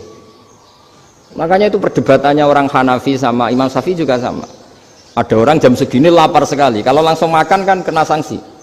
Ya pergi aja dulu, pura-pura ngaji ke Gus Bah gitu. Nanti kan jadi musafir kan? Wah itu sudah boleh itu kan? Musafir. Padahal enggak. Memang dia pergi itu karena supaya bisa makan. Mau enggak kepikiran ngaji kok tahu-tahu ingin ngaji. Mumpung Ramadan nah. Nah makanya dibabkan. Apakah boleh merekayasa fikih? Tapi fikih bisa apa coba? Dengan status kamu musafir, ya memang boleh iftar, boleh berbuka. Nah itu terjadi terus perdebatan ulama menyangkut fikih. Karena memang masalah furu'iyah. Sehingga termasuk perdebatan kita dalam perilaku. Misalnya adat orang NU kalau habis salam itu menghadap ke kiblat, karena arah terbaik itu kiblat. Tapi sebagian orang Muhammadiyah atau mungkin semuanya menghadap ke makmum. Itu memang teks hadisnya itu kita yang meneliti hadis itu semua syarah itu berdebat. Nabi memuji kiblat itu arah terbaik, oke. Tapi di bab itu Nabi itu aqbala alaina, menghadap ke kita. Lalu pertanyaannya, kenapa menghadap ke kita? Ada mengatakan karena Nabi memang punya tradisi kadang ngendikan. Ya tentu dulu istilahnya tidak kultum, nggak ada istilah itu dulu, 7 menit itu nggak ada. Tapi ada ulama yang analisis begini, termasuk kitab Fathul Bari. Nabi itu tokoh sentral, taruh lagi Nabi itu tokoh sentral. Ini kata kitab Fathul Bari, bukan kata saya. Nah, orang-orang yang imamu qaumi, orang-orang yang jadi imam di daerah masing-masing, tetap kalau sholat itu ikut Nabi. Ikut Nabi, setelah salam langsung pulang. Jadi sebetulnya salam langsung pulang itu ada sejarahnya, karena dia mau jadi imam di daerahnya. Nah, tidak kebayang kalau Nabi itu madhep kiblat. Kalau Nabi madhep kiblat, orang yang masbuk yang barusan datang pasti langsung usolli, misalnya fardhu isya'i misalnya, terus makmum Nabi, padahal Nabi sholatnya sudah selesai. Jadi intinya gini kata Fathul Bari, imam setelah salam itu harus bikin gerakan atau omongan atau apa saja yang menunjukkan kalau sholatnya selesai. Di antara gerakan itu adalah beliau harus menghadap ke hadirin atau menghadap ke utara atau apa saja yang penting menunjukkan kalau sholat ini sudah selesai. Itu fikih. Jadi fikih itu cara menganalisis itu memang unik, karena kalau Nabi tetap seperti itu, posisi pancet seperti itu, maka orang yang baru datang mengira Nabi masih sholat. Nah, pertanyaannya kalau mereka sudah takbir malah sholatnya tidak sah. Kenapa tidak sah? Menggantungkan sholat atau mengikatkan sholatnya dengan orang yang sudah tidak sholat. Jadi menjadikan orang yang nggak sholat sebagai imamnya, kan nggak boleh. Maka Nabi harus memaklumatkan dengan gerakan itu bahwa beliau sudah tidak sholat, karena orang datang dari berbagai daerah. Jadi nganalisis fikih, fiqhul hadis namanya, itu ulama itu mau tidak mau debat, karena pertanyaannya itu kenapa. Ya memang mau apa, karena yang namanya sosial itu yahtamilu muhtamilatin, ada sekian kemungkinan. Makanya dalam madhab istimbat itu, ketika Nabi sodakoh pakai tamer, pakai kurma, itu lama mesti ngitungnya tuh kut itu makanan pokok. Sehingga Imam Syafi'i mengatakan kalau di Indonesia pakai beras misalnya, karena kutil balad Indonesia itu beras. Oke, Imam Syafi'i mainstream.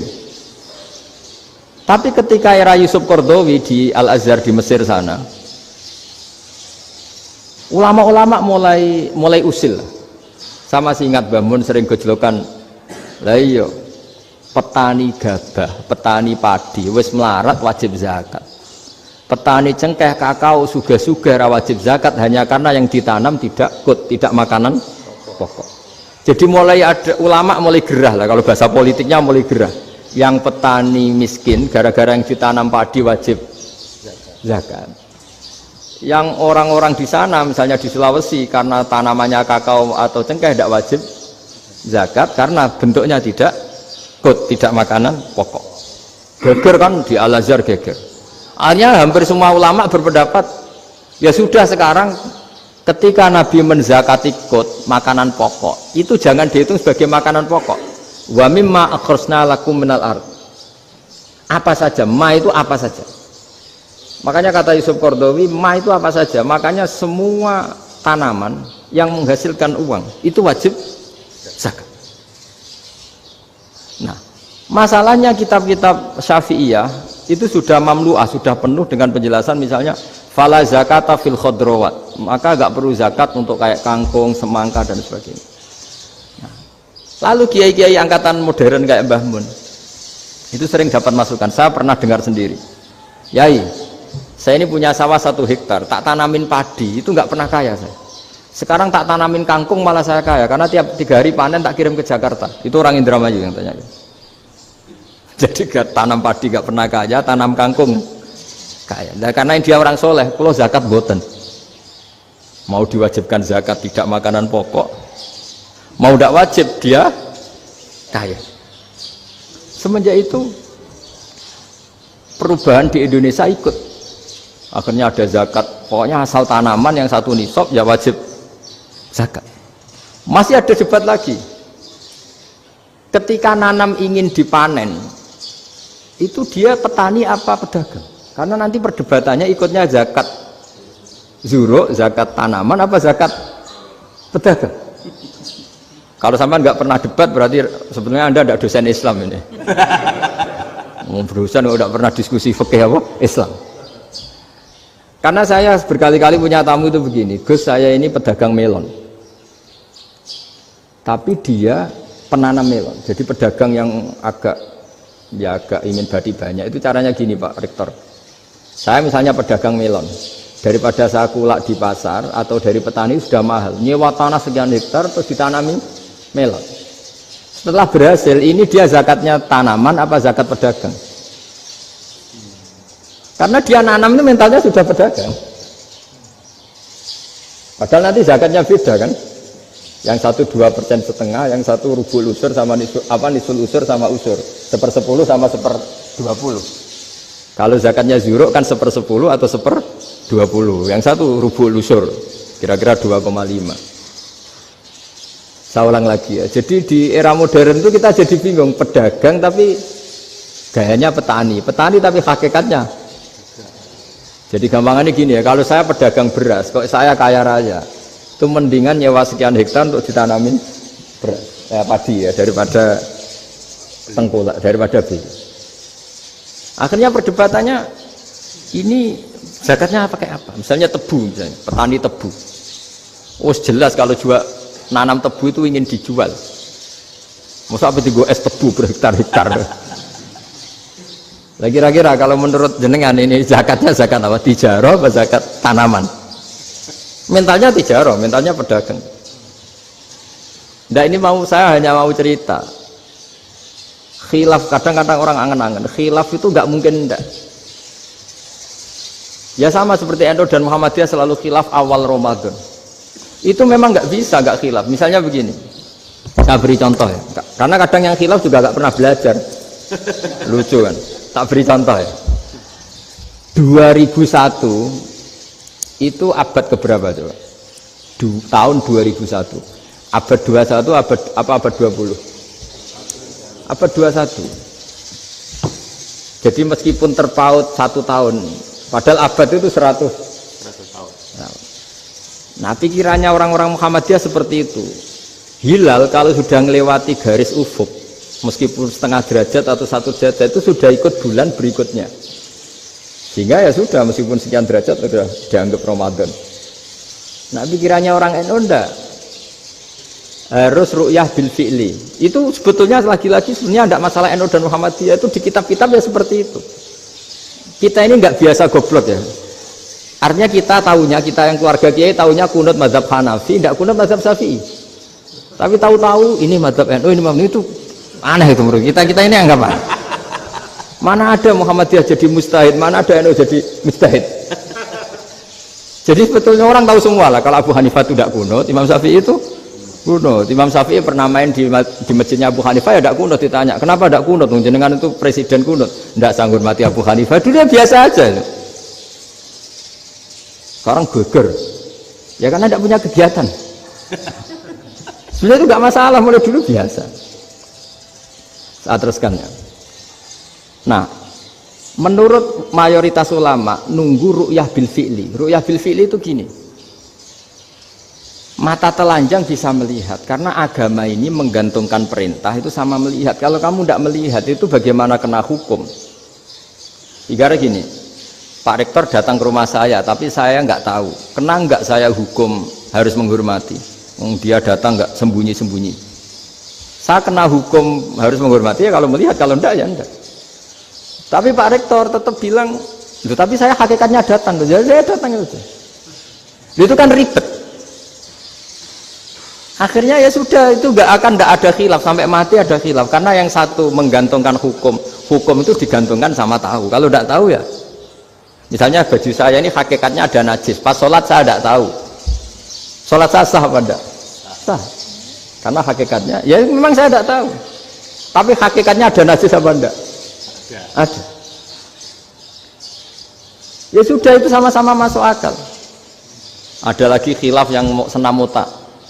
Fasyamu salasati ayamin fil haji wa sab'atin idza raja'tum.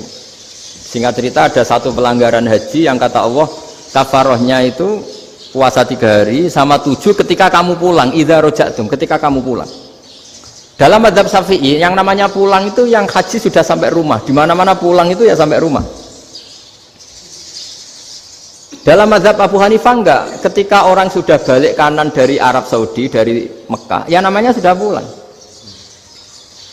Misalnya gini, ini Pak Rektor pamit saya, Pak Haris. Gus, Pak Haris mana? Ya sudah pulang kata saya, padahal sampai Pandangan sampai Tuban. Tapi bagi keluarganya belum pulang. Lalu idza raja'tum ketika pulang itu bahasanya siapa? Bahasa istrinya apa bahasa yang ditamoni? Kamu ditamoni orang, terus tamunya mana? Sudah pulang.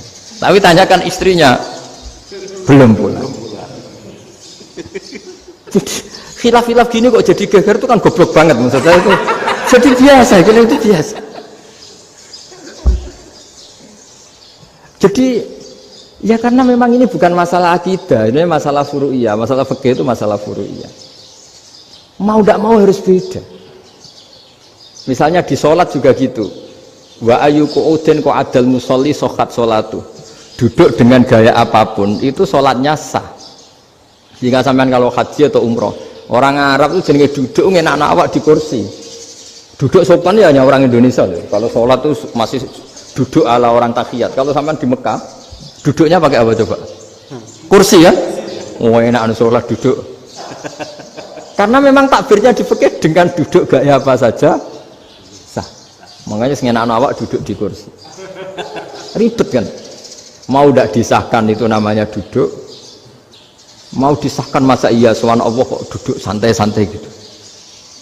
Tapi mau apa? Ini fikih. Ya sekarang lagi ini fikih. Fikih itu ya sudah ini fikih. Makanya kalau ulama berdebat misalnya Abu Hanifah berpendapat sholat itu wajib baca Fatihah apa asal Quran. Dalam mainstreamnya ya Fatihah karena la sholata liman lam yaqra' bi Fatihatil kitab. Tapi cara Abu Hanifah enggak. Faqra'u ma tayassara minal Quran, bacalah apa saja yang mudah bagi kamu. Asal itu Quran. Sementing gak gending Jawa, gak nyanyi lah gitu. Ya sudah mau apa coba? Jadi ya susah memang kalau fikih itu ya sudah seperti itu. Ada lagi yang masih ekstrim misalnya. Yang namanya menyembelih hewan itu gimana coba? Dari hidup ke mati, apa pasti mati disembelih? Cara mazhab Imam Syafi'i yang namanya menyembelih itu penyembelian harus menjadi sebab kematian. Itu yang sah. Seorang lagi penyembelian menjadi sebab kematian yang syar'i. Sehingga beliau mensyaratkan hewan yang disembelih ini masih punya hayatun mustaqirrah, punya kehidupan yang normal. Sehingga kalau nggak disembelih ya hidup. Sehingga kalau ada hewan ketabrak truk kejet-kejet mesti mati ini buat sembelih. Itu nggak sah karena nggak usah disembelih ya wes mati kan. Karena ini hanya nunggu koordinasi Israel kan, dia kejet-kejet itu kan prosedur itu. Tapi tidak disembelih pun mati. Tapi cara mazhab Malik enggak. Pokoknya anggere jek duwe nyawa jenenge kewan urip. Dengan kamu sembelih berarti matine mergo mbok sembelih. Meskipun nanti ya enggak usah disembelih ya mati. Coba hitung secara ilmu matematika. Kalau enggak disembelih hidupnya 5 menit. Gara-gara kamu sembelih hidupnya langsung mati. Terus dia matinya cara di persidangan matinya disebabkan apa?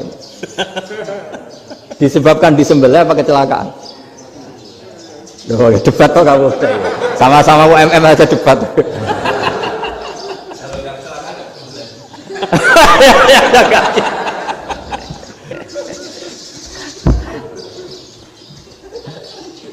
Loh, saya pernah ngalami nyata itu. Saya jalan-jalan sama anak saya pakai motor. Sampai di jalan raya gitu ada ayam jago ketabrak mobil, kejet-kejet. Orangnya tanya, "Gus, ini halal atau ora?" "Wis kanggo kon halal." Suatu saat dia nggak terima kan, tanya, "Kenapa, Gus?" "Ya nak kiai ra pantes, mosok kewan mesti mati nek tak sembelih. Nak kiai pantes." Karena aku tahu kamu tuh gak kiai, mesti motifnya itu mergo jago, jajal cilik gak mau takokno. Ada kan ayam itu bayi kan gak ditanyakan. Kejet-kejet mati rak lah wong cilik wae. Tapi masalahnya ini kan jago. Eman itu.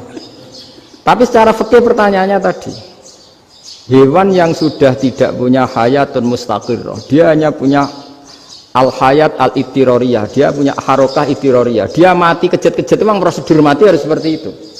Mbok kecelakaan kayak apa, kalau mati kan kejet-kejet dulu. Nah ketika kejet-kejet ini pertanyaannya ini kan hidup apa mati namanya? Enggak, namanya hidup apa mati? Pas kejet-kejet itu hidup. Cara Imam Malik itu hidup. Ya sudah, kalau hidup disembelih ya halal. Karena misalnya nanti kalau nggak disembelih matinya kan 2 menit lagi, gara-gara disembelih mati sekarang. Tetap penyebab kematian itu nyembelih. Penyembelihan ini sebab kematian. Tapi kalau Imam Syafi'i enggak, cara berpikir wes nemen, paling roh besok kaget langsung mati. Kalau gitu berarti kamu nyembelih barang mati. Jadi fikih itu kadang unik. Makanya ketika ngitung fikih itu unik ya. Orang keluar mani wajib apa? Mandi kan. Terus Imam Syafi'i ditanya, kenapa kalau orang kelahiran juga harus mandi? Namanya nifas. Fa innal walada waliyun munaqidun. Anak ya mani yang menggumpal. Bedanya apa anak dengan mani itu? Jadi fikih itu kadang lucu. Di rumah-rumah tenan juga lucu. Keluar mani wajib mandi. Berarti kalau keluar anak ya wajib mandi, karena hakikatnya anak adalah mani yang mengkristal. Sudah sudah di dosen macam-macam itu kan hakikatnya mani. Itu fikih. Nah terus ditanya, kenapa kalau lahir langsung mati tidak wajib disolati?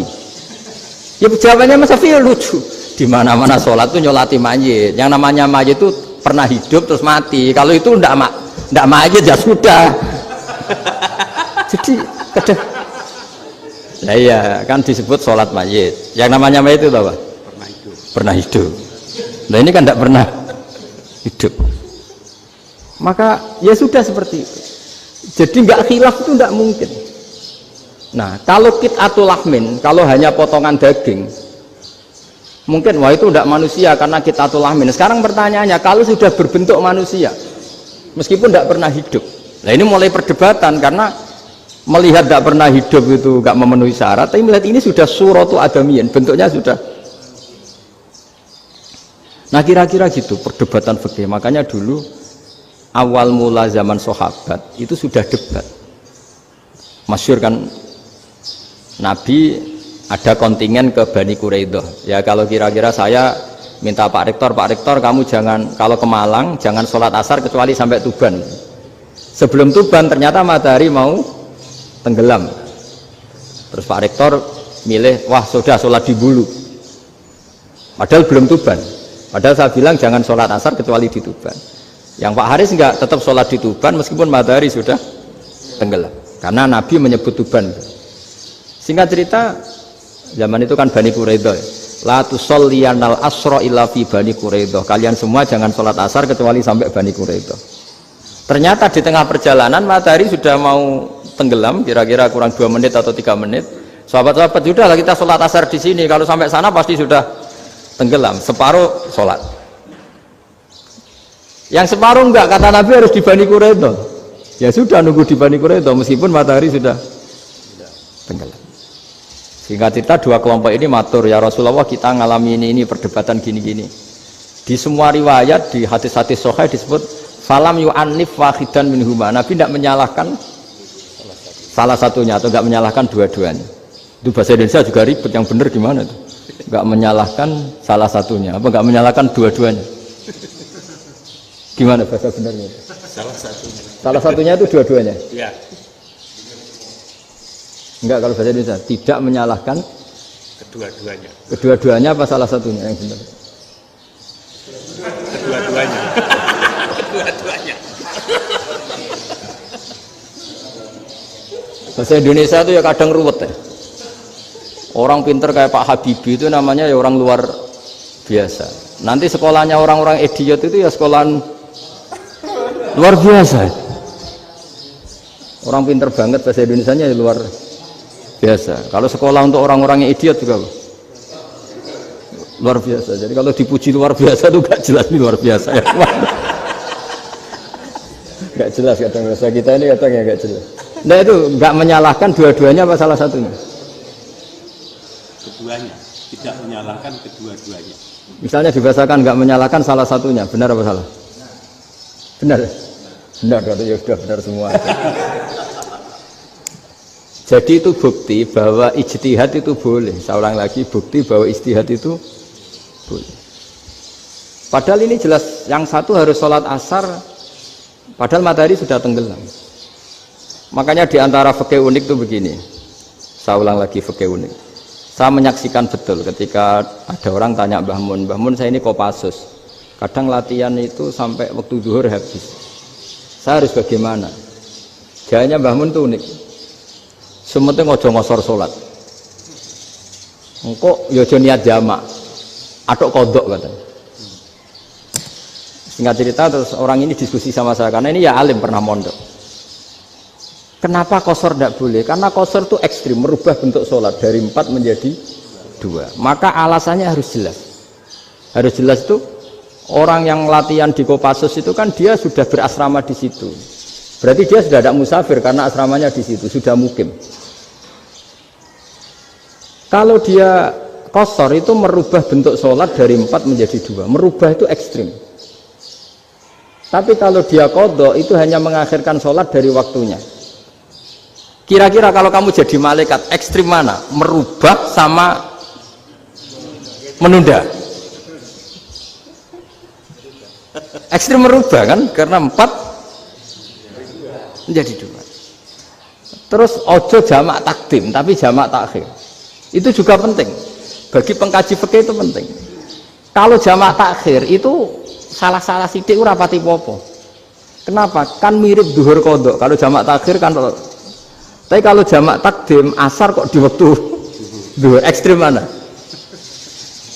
Perubahan takhir sama takdim itu ekstrim mana?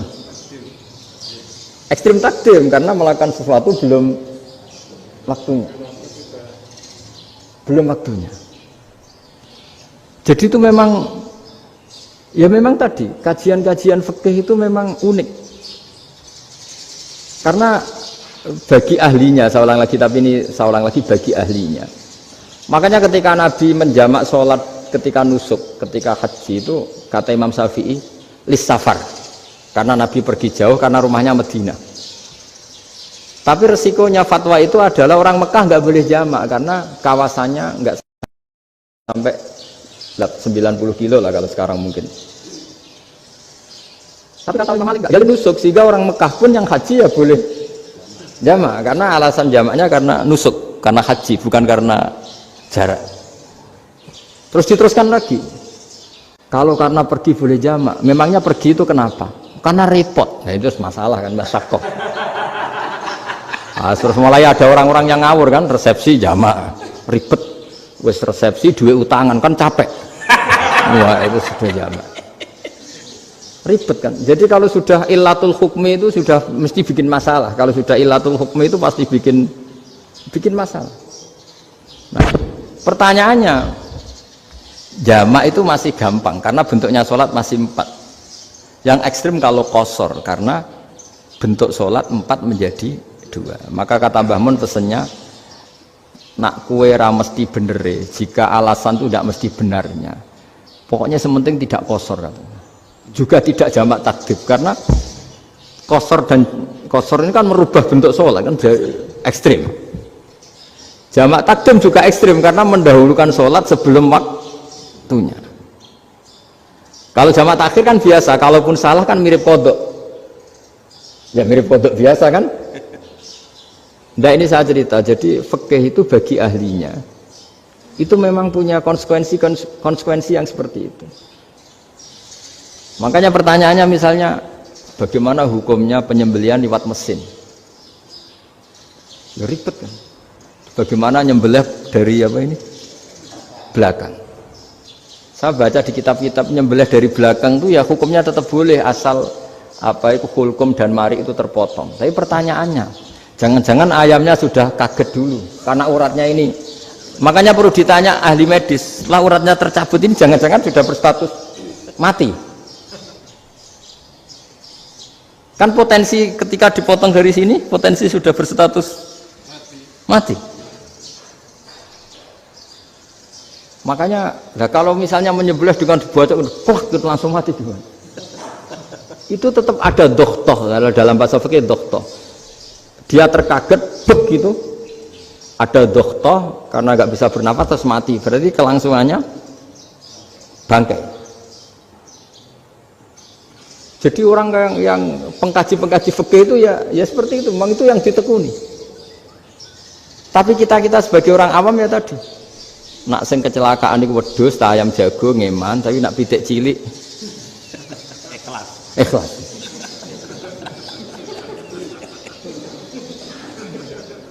Makanya ada pertanyaan orang-orang, saya pernah ditanya itu ya bingung tenan. Gus, kalau ada orang mati oplosan misalnya, jenengan datang sholat enggak? Ya datang sholat kan, dia orang mukmin, saya tetap sholat. Kenapa? Ya kan matinya oplosan. Tapi andaikan tokoh yang mati, kamu sholat enggak? Ya sholat kan dia tokoh. Jadi ribet. Fikih itu ribet. Makanya Imam Nawawi nanti ngendikan gini. Ada orang ngundang Nabi, ya Rasulullah, saya mohon nyolati ini. Nabi tanya, punya utang enggak? Punya. Nabi, saya enggak mau nyolati mayit yang punya utang. Terus ada sahabat datang, ya Rasulullah, utang itu tak ambil alih kami. Berarti dia sudah tidak punya utang. Terus Nabi kerso nyolati. Pertanyaannya, utang itu hal yang boleh. Saya ulangi, utang itu hal yang boleh. Tapi kenapa Nabi se-ekstrim itu? Tapi ketika Nabi mau kondur itu ngendikan gini, ini PR ya bagi UMM ini, PR ya. Nabi sebelum kondur bilang gini, sallu ala sahibikum. Jong saya tidak nyolati ini, tapi tolong ini disolati.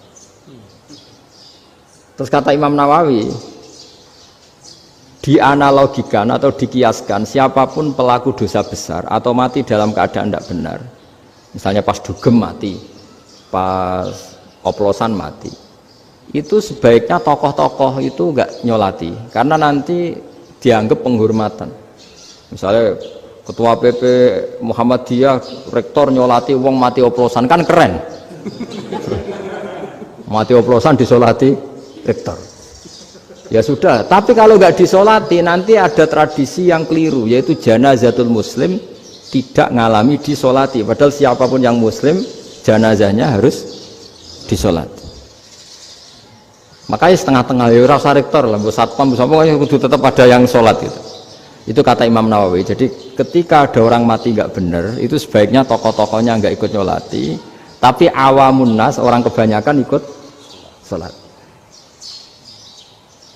Jadi fikih itu agak jelimet karena tadi ketika tokoh ini nyolati, pertanyaannya bedanya apa mbek sing mati ning masjid mbek mati oplosan? Karena sama-sama semua orang nyolati, kan tidak ada sanksi sosial itu. Tapi ketika nggak disolatkan sama sekali, wah lebih parah lagi. Ini ada janazatul muslim tidak disolati. Sehingga kata Imam Nawawi, ini hebatnya Nabi tengah-tengah. Jadi Nabi kundur, jong saya tidak nyolati, tapi sallu ala sahibikum. Ya tapi ini kamu harus nyolati.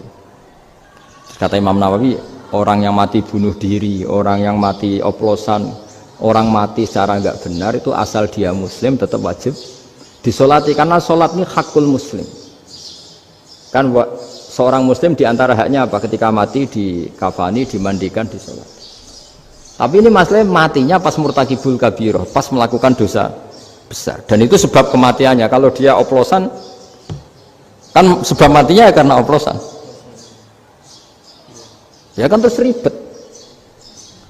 Mau disolati oleh, apalagi misalnya kita ketua ulama, udah terkenal wali, wah keren, mati oplosan lagi disolati wali, kan ribet kan. Nanti yang repot malaikatnya.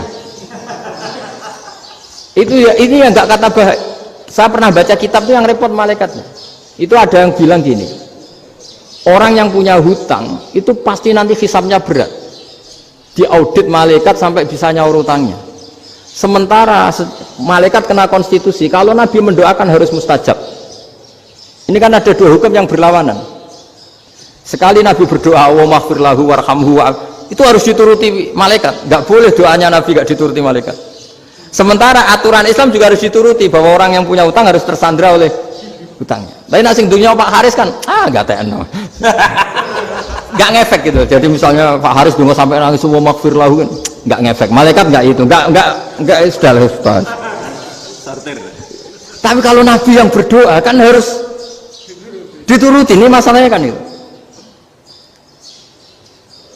Nah kalau diturutin berarti hutangnya harus bebas. Padahal secara aturan harus tersandra karena punya hutang. Dan nanti sama kalau yang mati oplosan ini yang doain wali, kok wali sampai Allah maghfirlahu. Doanya wali kan harus terkabul. Sementara secara hukum dia harus kena sanksi karena oplosan tadi. Daripada ngerepot malaikat, sudahlah wali-wali ini tidak usah ikut nyolatin, yang nyolati ya orang-orang nggak jelas ini, sehingga kan malaikat kan santai aja kalau mau nyiksa. Loh tapi kan sudah didoain, nggak ngefek. Karena doanya orang-orang nggak penting. Itu ada tuh di sarah Muslim itu, di sarah Muslim di bab ketika Nabi ngintikan babu qauli Rasulullah sallallahu alaihi wasallam sallu ala sahibikum. Jadi belajar fikih itu asik ya. Karena tadi harus dipelajari. Kalau enggak, ilmu ini hilang. Terus nanti takutnya lagi ilmu fikih itu direduksi sosial. Terus misalnya gini, pepe wong cilik wae kiai-kiai ra gelem nyolati. Orang melihatnya ini karena yang oplosan wong cilik om larat ra disolati. Jajal bupati ya disolati, mergo amplope gede-gede kan terus ruwet kalau dianalisis gitu kan ruwet. Makanya kenapa saya harus ngomong fikih supaya semuanya itu enggak didudukkan urusan sosial itu. Nah kalau semuanya didudukkan sosial kan sentimennya sentimen sosial ya. Ribet. Padahal yang sering mati oplosan itu kan ngomong cilik gitu loh, karena tadi kalau wong sugih kan pakai whisky yang mahal yang insya Allah tidak mati kan gitu. Yang mati kan ya mergo Virtus macam-macam gitu kan. Artinya ini kalau nggak diterangkan secara fikih, kiai-kiai yang nggak datang dikira masalah sosial kan. PP salam tempel era gede terus nggak datang kan terus jadi ribet. Ya makanya ini apa lewat pengajian ini supaya sampean lebih tahu ya bahwa khazanah Islam ini kata beberapa ulama kafatal linnas, maknanya semuanya, sehingga Allah akan mentakdirkan kajian Islam akan ada di seluruh dunia. Jadi kenapa IAIN marak di Indonesia, UMM, Universitas NU banyak, karena agama ini kafatal linnas, tidak miliknya orang Arab tapi milik semua. Orang alimnya juga gitu. Ketika ada liga alim seluruh dunia, itu orang Indonesia, orang Afrika, ya selalu ada orang alim yang kelas dunia. Seperti dulu ada Imam Bukhari, itu as-sakhul kutub ba'da kitabillah, kitab terbaik setelah Quran itu Bukhari, padahal dikarang oleh orang Uzbek. Kata siapa? Islam As-Sofyan, orang Arab ngakui kalau kitab paling sahih itu Bukhari. Mekah Madinah pun ngakui kalau kitab paling sahih Bukhari, padahal pengarangnya ada orang Arab. Orang mana? Uzbek. Imam Ghazali yang diakui seluruh dunia itu Atus itu ikut Persia, juga bukan orang Arab, Sibawah ya orang Persia. Nah, ini yang belum ada orang Malang ini, tinggal PR ini. Ya nyusul ya. Ya saya kira demikian. Assalamualaikum warahmatullahi wabarakatuh.